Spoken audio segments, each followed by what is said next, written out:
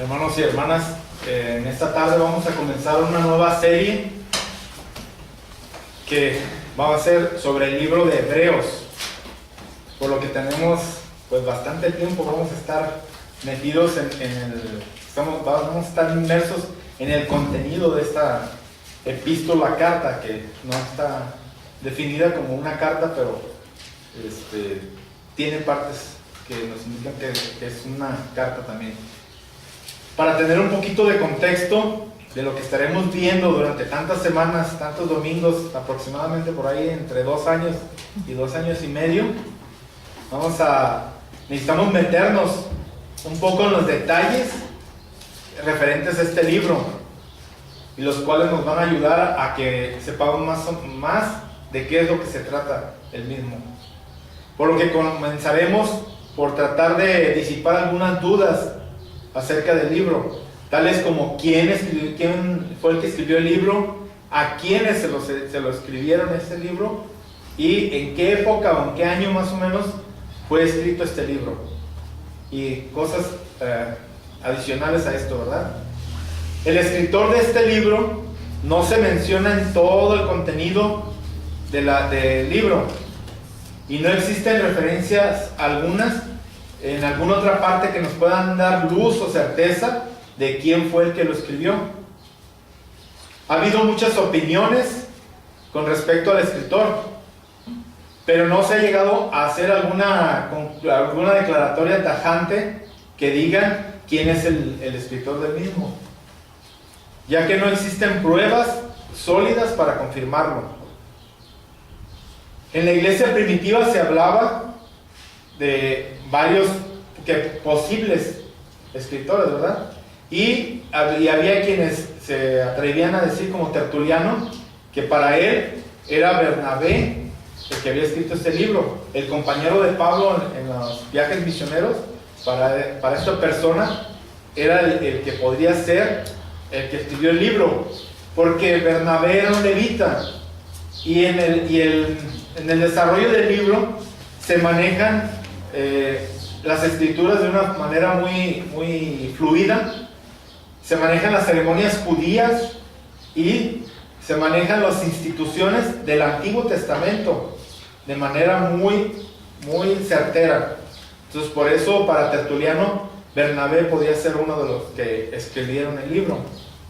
Para Irineo e Hipólito, ellos no creían que Pablo fuera el escritor de Hebreos, porque ellos tenían otras perspectivas de quién podía ser el que lo escribió. Pero también Jerónimo y Agustín sí tenían la idea de que Pablo fue quien lo escribió, y ellos influyeron en muchas gentes de aquel entonces para que creyeran lo mismo, para que tuvieran la misma idea. De hecho, en el concilio de Nicea se reconoce el carácter de canónico del libro de Hebreos, basándose en que se creía que Pablo era el autor de ese libro, y por eso lo pusieron como canónico. Fue una de las cosas que influyó, ¿verdad?, para que se pusiera como canónico.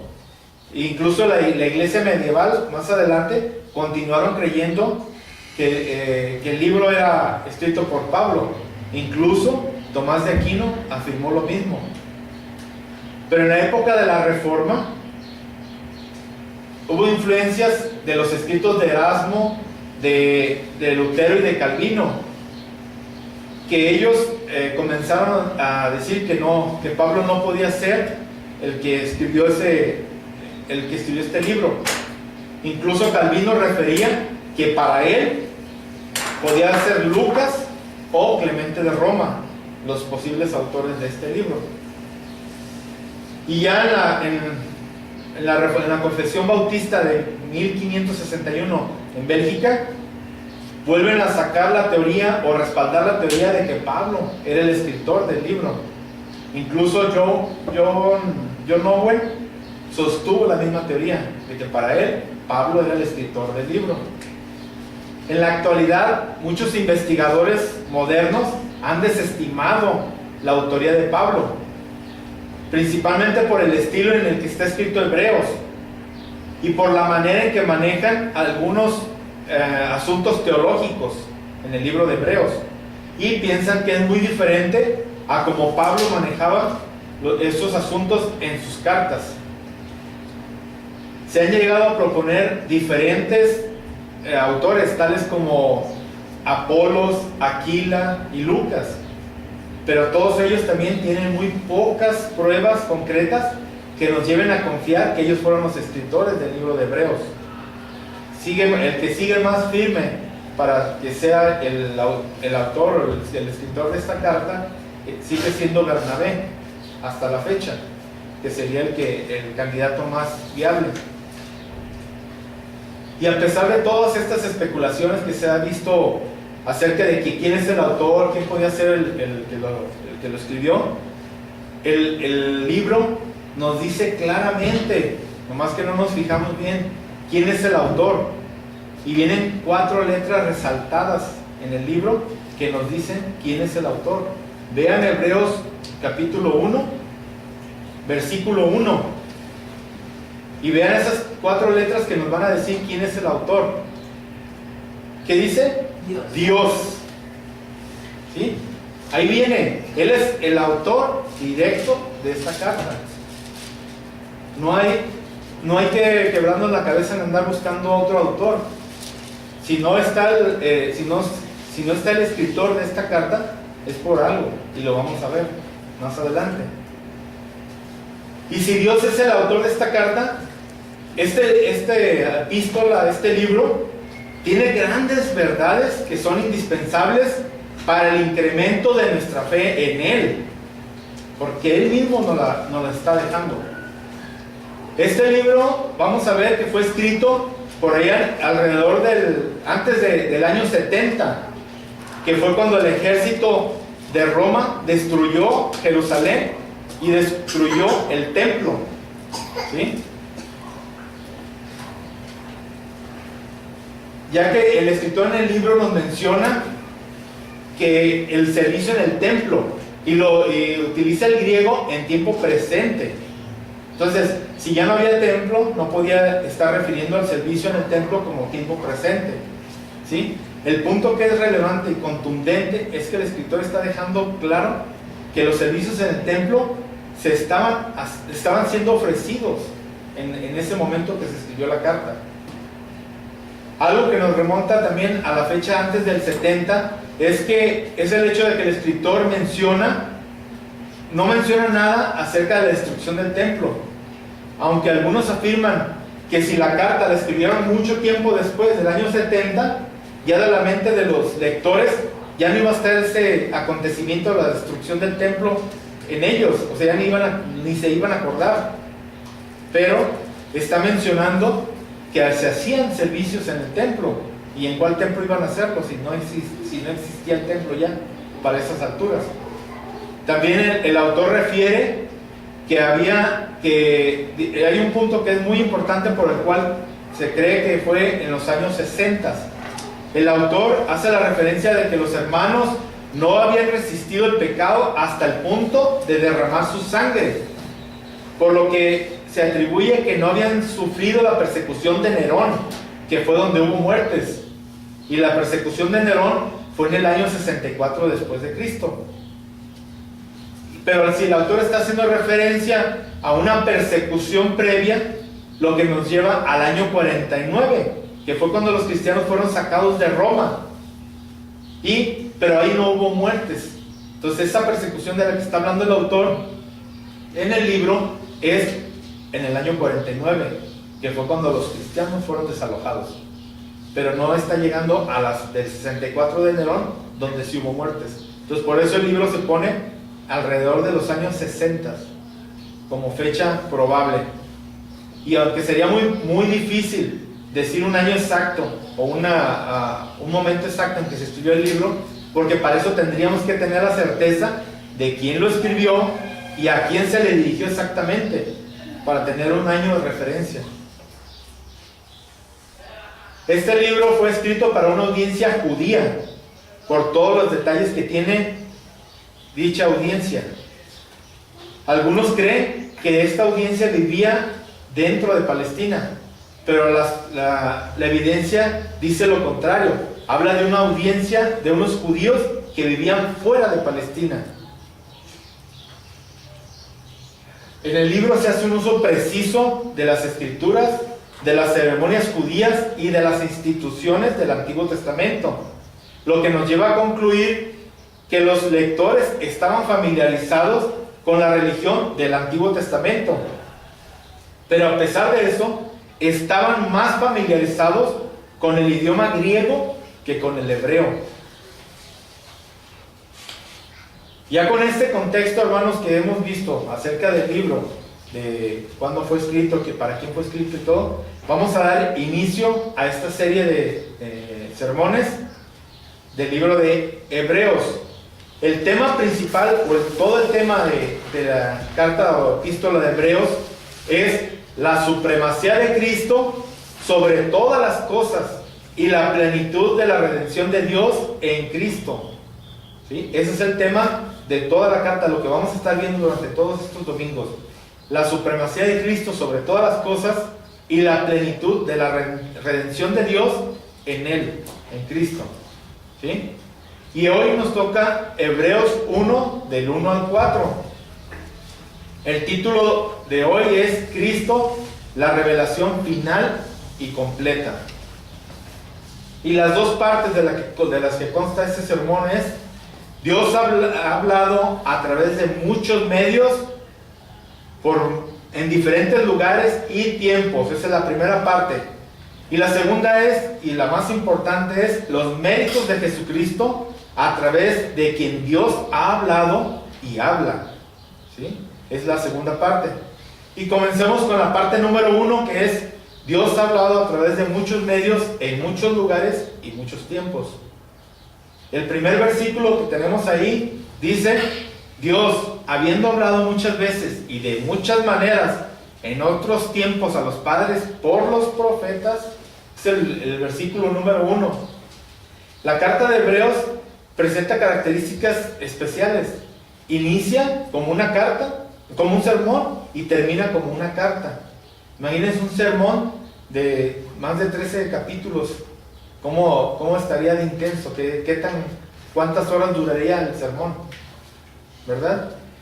Es probable que Hebreos no comenzó con un saludo, como los saludos habituales que se hacían a los destinatarios, porque esta carta no estaba dirigida a una iglesia en particular, estaba dirigida a la iglesia universal, a la iglesia de todos los tiempos y de todos los lugares. Diciendo que el enfoque principal de la carta es mostrar la superioridad y la centralidad de Jesús. El autor no quiso que los lectores se enfocaran en él o en los detalles de los destinatarios. ¿Sí? Lo que veíamos hace rato, que por algo Dios no puso al autor material, porque era la centralidad de Jesús. Esta carta va enfocada a darnos a conocer la grandeza de Jesús, a darnos a conocer la superioridad de Jesús en todos los aspectos. Por eso no están enfocados hacia los oyentes o hacia el escritor de la carta. Y vamos a comenzar con el primer inciso que dice: medios utilizados por Dios para revelarse al hombre. A lo largo de los estudios que hemos tenido nosotros, hemos visto en las escrituras detalles de todos los medios que Dios ha utilizado para comunicarse con sus hijos en todas las épocas, hasta que se escribió todo el Nuevo Testamento. Podemos clasificar algunos de estos medios como directos o como indirectos. Podemos clasificarlos como visibles o invisibles, sensitivos, perceptivos, escritos, audibles, etc. Y hemos aprendido que esos medios de comunicación que Dios ha utilizado para hablarle a sus hijos se les conoce como revelación. Dios se ha revelado al hombre a través de todos estos medios. Tenemos lo que conocemos como revelación general, que comprende toda la creación y que va desde los pequeños detalles hasta los más microscópicos que nos podemos imaginar, hasta las más grandes galaxias que el ser humano en la actualidad se sorprende al irlos descubriendo todavía, porque no han abarcado todo lo que Dios creó, y ni lo abarcaremos, ¿verdad? porque es tan grande su poder que nosotros no tenemos la capacidad para hacerlo. Tenemos lo que conocemos como revelación general, ¿verdad? Este es el medio principal que Dios ha utilizado para dar a conocer al ser humano su soberanía y el poder que tiene Él. Y por medio de esto, de la creación, es como Él deja al hombre sin excusa, para que no digan que pueden dejar de creer en Él. Y lo vemos en Romanos 1:20, ¿sí? Existen otras maneras en que Dios se ha comunicado con los hombres a través de los tiempos, tales como sueños, teofanías, la voz directa de Dios, en forma escrita, cuando le dio las tablas directamente escritas por Él a Moisés, por profecía, por inspiración, iluminación, etcétera, ¿verdad? Vemos todos los medios que Dios ha utilizado para comunicarse con el hombre. Y estas maneras o estos medios que he citado están mencionados y están plasmados y establecidos en las Sagradas Escrituras, en muchos ejemplos que hemos visto cuando hemos estudiado la Biblia. Y nos deja bien claro que todos esos medios fueron recibidos por Dios, no fueron implementados por el hombre, ninguno de ellos. Todo nos ha sido dado por Dios. Podemos ver varios ejemplos como la pareja que creó Dios al principio, Adán y Eva. Ellos tenían la bendición de comunicarse directamente con Dios. Tenían esa bendición, pero a consecuencia del pecado, ellos perdieron esa comunión que había directa con Dios. Y de ahí en adelante, Dios escogía a las personas con las que Él quería tener esa comunión o esa comunicación directa o indirecta. Ya no era un privilegio como la primera pareja que Dios creó, que podían comunicarse directamente con Dios y tener comunión con Él. Noé, también vemos como ejemplo cómo Dios le habló y le dijo cómo debía construir el arca previniendo que iba a venir un diluvio y iba a destruir la tierra. Si nos ponemos a pensar en Noé, diríamos, Noé no sabía ni lo que era una tormenta, no sabía lo que era la lluvia. Y sin embargo, ¿qué hizo Noé? Fue y comenzó a construir el arca y a predicar. Y lo más increíble es que duró 100 años predicando, 100 años construyendo el arca. Y a pesar de eso, obedeció el mandato de Dios. A Abraham le habló Dios directamente, le dijo, deja tu tierra y tu parentela y ve a la tierra que yo te indicaré. Y Abraham obedeció. Incluso le pidió que sacrificara a su hijo. Y Abraham obedeció, aunque Dios al final lo detuvo. Podemos ver a Moisés cómo hablaba con Dios. Le dio escritura a Dios directamente de él. Le dio las tablas de la ley. También Dios se comunicó con Moisés y con el pueblo a través de los milagros que hizo. Y les dio profecías tanto para él, para el pueblo y para los descendientes de ellos. Son las formas que Dios se comunicó. Y podemos ir viendo a través de toda la escritura, todas las formas de los hombres que menciona la Biblia, o las mujeres mismas que menciona la Biblia, de cómo Dios se comunicaba para darles la revelación. En el inciso B vemos lugares donde Dios se ha revelado al hombre. Dios se ha revelado en cualquier lugar que Él ha querido revelarse. Lo hizo al principio en un huerto, en el huerto del Edén. Se le reveló a Moisés en una zarza ardiendo, donde le dijo que era un lugar santo, el que estaba pisando. Se le reveló a los egipcios en un mar imponente que Dios abrió para que el pueblo de Israel pasara salvo y su ejército terminara ahogado, el ejército de los egipcios. Se reveló en las montañas, en los montes y desiertos, en las ciudades, pueblos y aldeas. Se reveló en un pequeño vellón que le demostró a Gedeón el poder de Dios. Se reveló en un campo de batalla donde un joven se paró frente a un gigante que tenía todo un pueblo atemorizado, un pueblo de Israel falto de fe. Pero este joven llegó con la confianza de que Dios le había revelado que él iba a vencerlo por el poder de Dios, no por él mismo, no por sus fuerzas. Se reveló también a Nínive, donde un predicador que Dios mandó no quiso ir a predicar, no quería ir a predicar. Sin embargo, Dios lo mandó, lo obligó a predicar en esa ciudad, y el 100% de los oyentes se convirtieron, pero no por la predicación de Jonás, se convirtieron por la palabra de Dios. Se reveló a Elías, donde dice que los cuervos le llevaban carne y pan por la mañana y por la noche, dice, a orillas del arroyo del Querit, al este del Jordán. Se le reveló también a Ana, cuando estaba orando en el templo, rogando por un hijo, y Dios le contestó y le concedió un hijo, y ella lo entregó al servicio de Dios, y es el conocido profeta Samuel.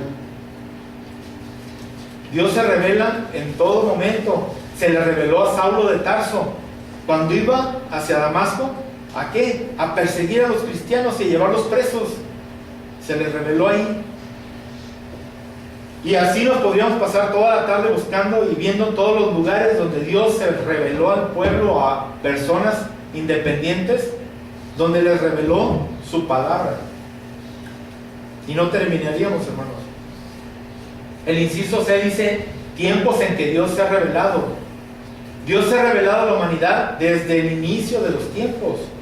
Pues desde la creación, Él mismo nos ha dejado muy claro y ha sentado que la misma creación es la revelación más directa y palpable que todos pueden ver, y deben glorificarlo y darle gracias a Él a través de ella.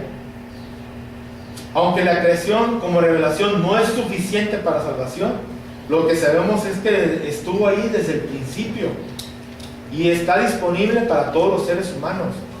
Como decíamos, no tienen excusa.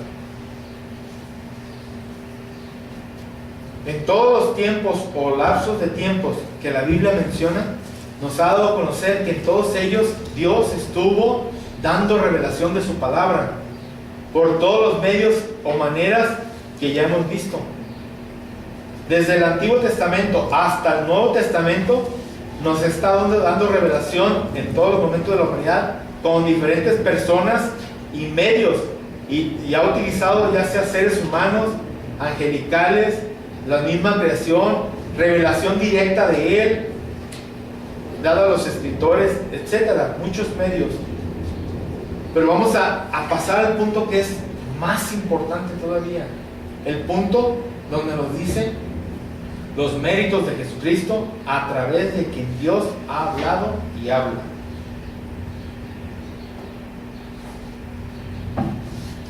El versículo 2 dice: en estos postreros días nos ha hablado por el Hijo, a quien constituyó heredero de todo y por quien asimismo hizo el universo. El autor de Hebreos presenta la continuidad y unidad de la revelación divina. Esta sigue del Antiguo Testamento al Nuevo Testamento, siempre en constante progresión. Pero a pesar de esta continuidad, hay un contraste, puesto que en el pasado el Señor se revelaba a través o hablaba a través de los profetas, pero ahora nos habla por Jesús, su Hijo. Y vamos a poner mucho hincapié en esto. Cuando se menciona a Cristo, al Señor, como Hijo, va a ser con H mayúscula, porque es el único que tiene ese nombre.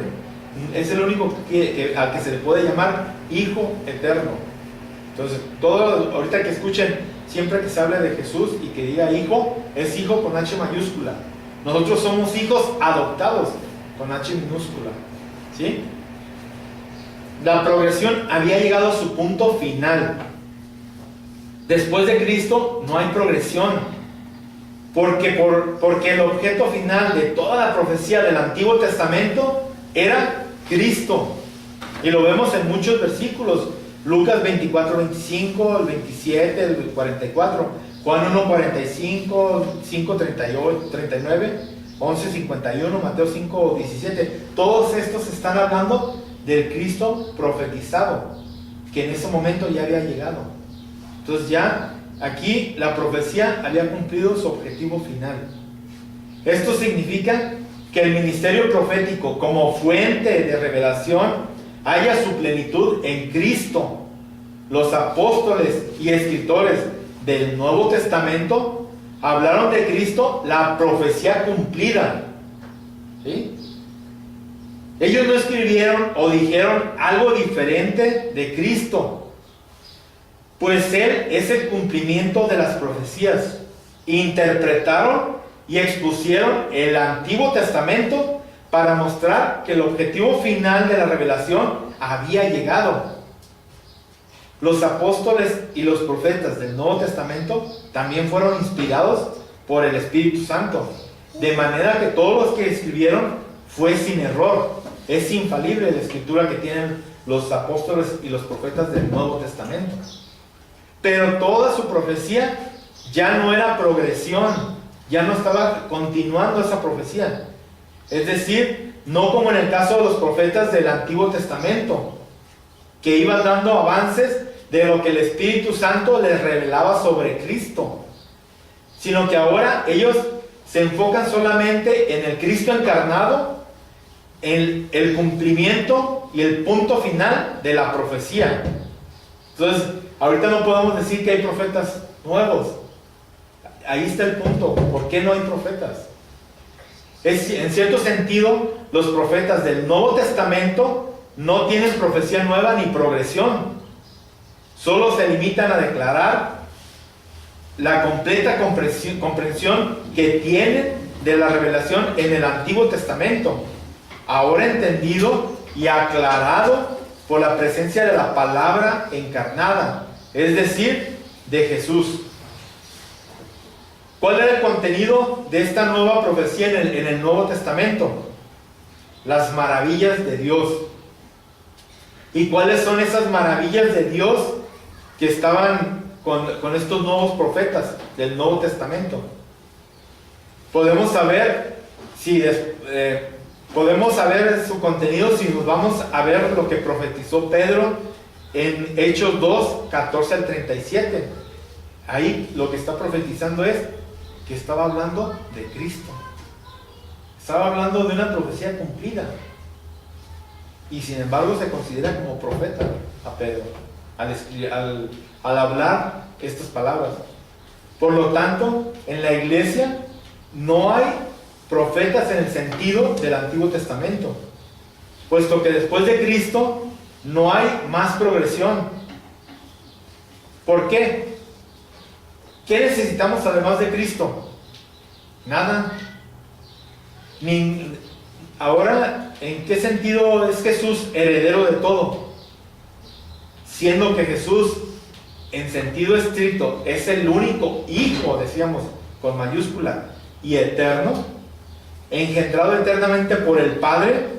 Entonces, solo Él tiene derecho a recibir toda la herencia de Dios. Nosotros, los creyentes, somos hijos adoptados, y los ángeles son hijos creados, ¿sí? Pero el único eterno, el único engendrado eternamente por el Padre es Cristo.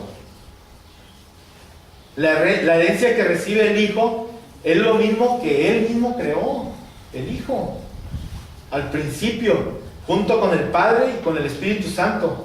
Jesús recibe como herencia todo el cosmos, toda la tierra, toda la creación, y que es el Señor soberano de todas las cosas creadas por Él mismo.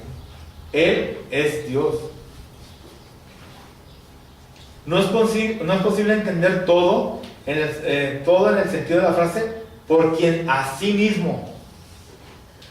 Pero lo que el autor quiere remarcar es la majestad del Hijo de Dios, que estuvo presente en la creación y que es Señor soberano.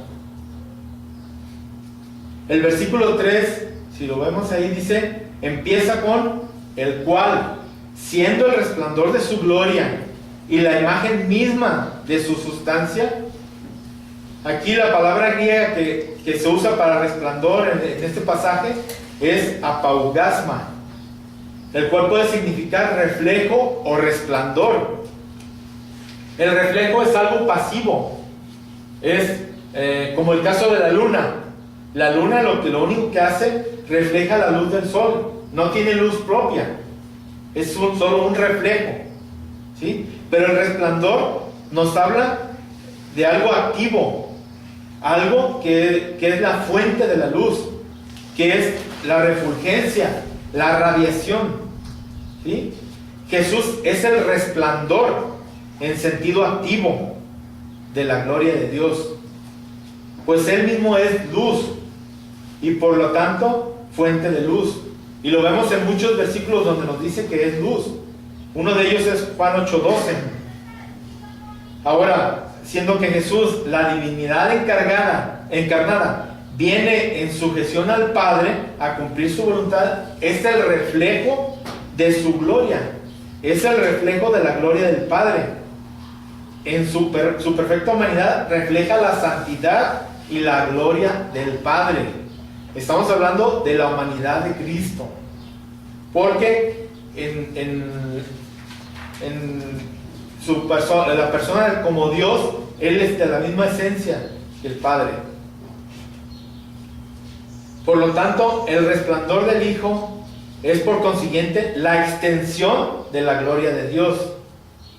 La palabra usada aquí para imagen es hipóstasis, la cual se refiere a la esencia o al ser del Padre. No se refiere, a la esencia o al ser del Padre, se refiere a la persona. Jesús es la imagen o la impronta del Padre. Tanto el Padre como el Hijo comparten una misma esencia, hablando de Dios Padre y Dios Hijo. Pero Jesús acuña y refleja en su humanidad perfecta la persona de Dios. Por eso Jesús dijo, ¿recuerdan? El que me ha visto a mí, ha visto al Padre, dice. Solamente a través de Cristo podemos conocer al Padre. Jesús nos hace visible la gloria invisible del Padre. Lo vemos en Colosenses 1:15. La frase imagen misma de su sustancia hace referencia a las antiguas monedas que acuñaban los imperios con la imagen de su rey o su monarca o su emperador. Esas monedas representaban al monarca.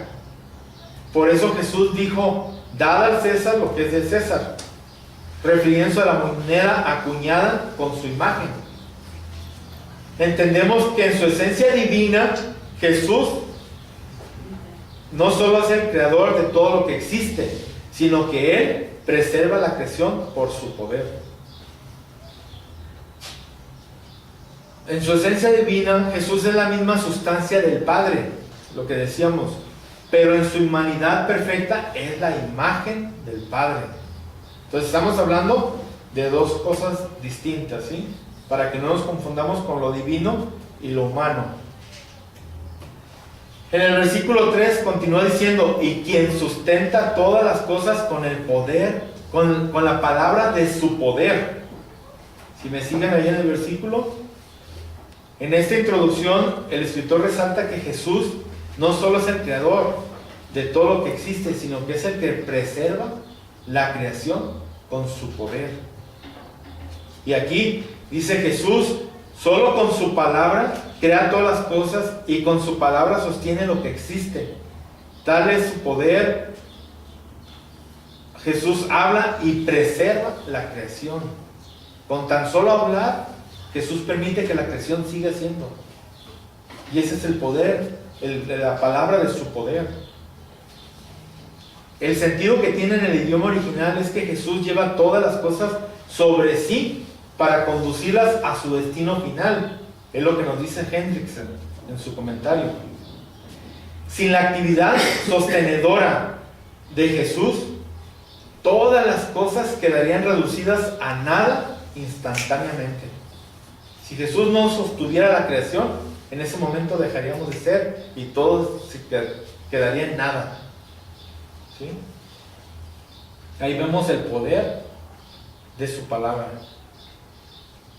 Y el versículo 3 continúa con la última parte: habiendo efectuado la purificación de nuestros pecados por medio de sí mismo, se sentó a la diestra de la majestad en las alturas. Hebreos presenta la superioridad de Jesús sobre el sistema sacerdotal, y esto es bien importante, hermanos, que lo entendamos. Dice: Hebreos presenta la superioridad de Jesús sobre el sistema sacerdotal y ritual del Antiguo Testamento. La superioridad de Jesús se resalta por el hecho de que Él purificó para siempre a su pueblo, no por ofrenda ajena, como se hacía en aquel entonces, sino por ofrenda de sí mismo. Él fue a la vez sacerdote, el sacerdote y la ofrenda. ¿Sí? En Hebreos 10:12 también nos afirma esta verdad. Dice: pero Cristo, habiendo ofrecido una vez para siempre un solo sacrificio por los pecados, se ha sentado a la diestra de Dios. Entonces, luego de haber hecho su obra perfecta, subió a las alturas y se sentó a la diestra de la majestad. El término majestad, para referirse a Dios, es muy común entre los judíos, que se refieren a Dios como majestad. Aquí es un punto clave para que entendamos esto. Dice: así que Jesús está sentado a la diestra de Dios. Pero esto no debe entenderse en sentido literal, sino simbólico. Significa que a Jesús se le ha concedido un lugar de privilegio, un lugar especial de honra junto con el Padre. El Hijo volvió a asumir su dignidad y gloria originales. Y vemos, busquen en Juan 17:5.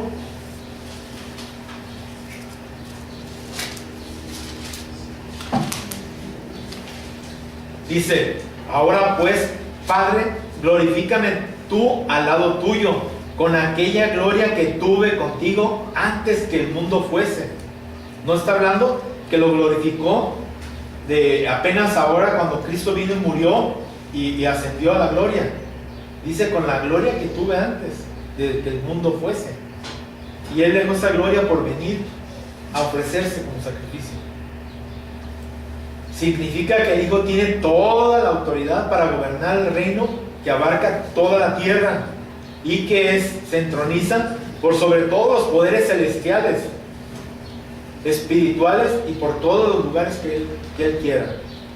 El apóstol Pablo habla de esta autoridad suprema en Efesios 4:10, cuando afirma que Cristo subió por encima de todos los cielos para llenarlo todo. ¿Sí?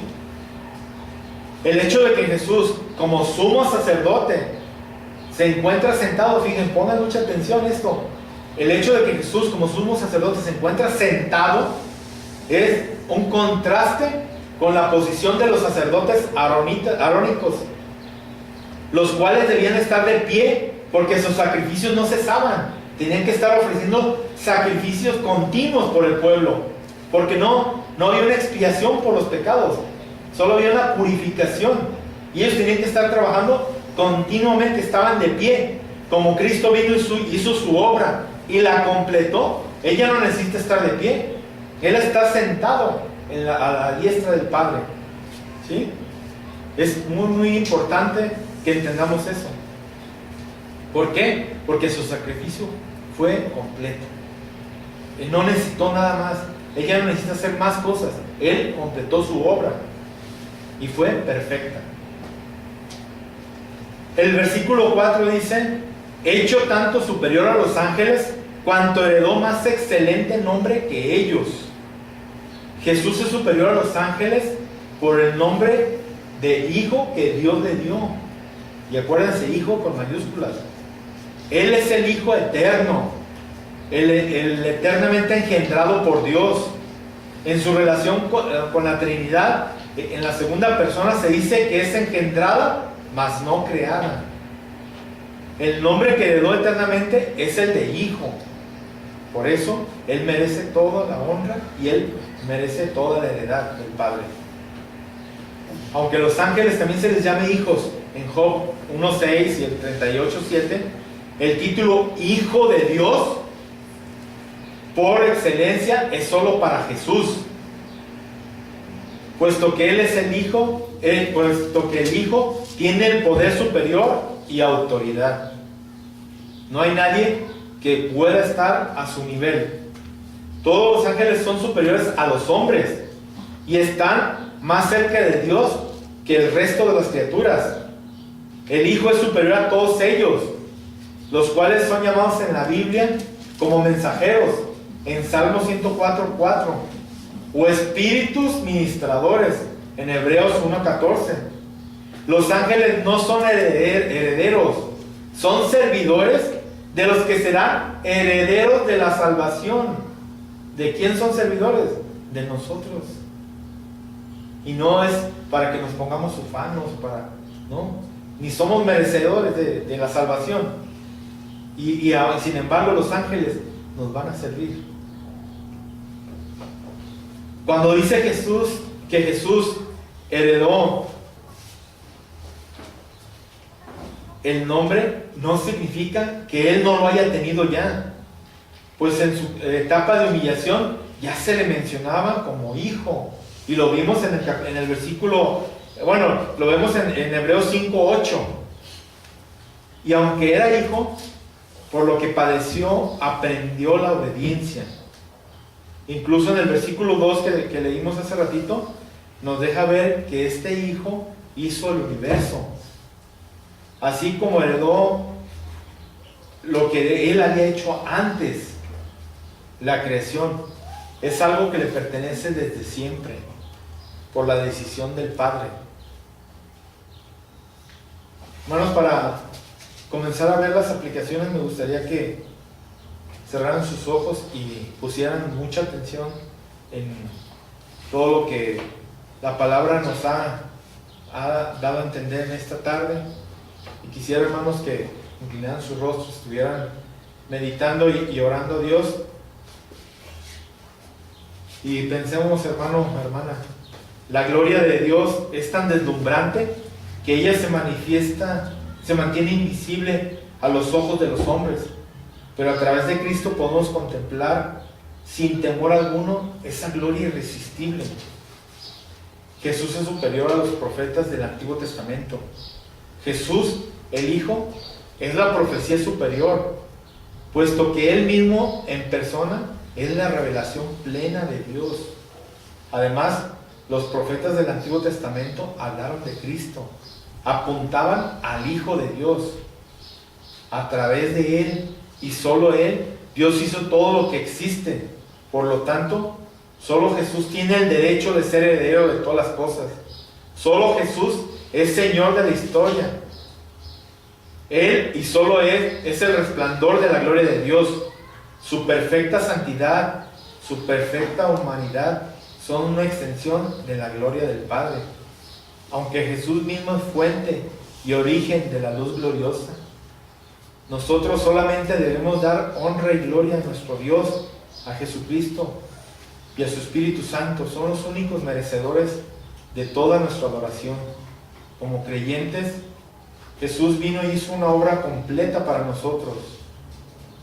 Pero esta tarde, amigo, amiga, niños, jóvenes que están con nosotros, si quieren ver al Padre, deben hacerlo solamente a través de Cristo, quien es la imagen visible del Dios invisible. Jesús es el verbo o la palabra de Dios. Su palabra es poderosa para crear de la nada. Es poderosa para convertirlos en nuevas criaturas, para limpiarlos de toda maldad y hacerlos aceptables ante el Padre Santo. Si le entregas tu vida a Él y vienes en humillación y arrepentimiento, puedes ser regenerado por Cristo y puede darte vida eterna, porque solo Él lo puede hacer. El reino que le pertenece a Cristo y Dios se lo ha dado, el nombre que es sobre todo nombre, para que en el nombre de Jesús se doble toda rodilla en los cielos y en la tierra y bajo la tierra, y toda lengua confiese que Jesucristo es el Señor, para gloria de Dios Padre. Vamos a orar, hermanos. Padre bendito que estás en los cielos, te agradecemos, Señor, porque a través de tu palabra nos hablas a todos, Señor, y nos predicas tu evangelio, Señor. Nos enseñas más acerca de ti, de tu Hijo, de tu Espíritu Santo, Señor. Te queremos agradecer, Señor, porque tú nos has ayudado hasta aquí, Señor, y nos has ido preparando para conocer más de ti, Señor, y más de la obra redentora de Cristo Jesús, Señor. Te pedimos porque este mensaje no llegue vacío, Señor, a los corazones de todos los oyentes, y que tanto creyentes como no creyentes, Señor, puedan llevarlo en sus mentes, en sus corazones, y puedan estar pensando día a día, Señor, y estar profundizando en estas palabras, Señor, y puedan conocerte más cada día, Señor, y puedan alabar tu nombre y dar gloria únicamente a ti, Señor. Te pedimos que sigas con nosotros durante el resto de este servicio, Señor, y que podamos seguir alabando únicamente tu nombre. Te agradecemos todo, Señor, en el nombre glorioso de nuestro amado Salvador, Cristo Jesús. Amén.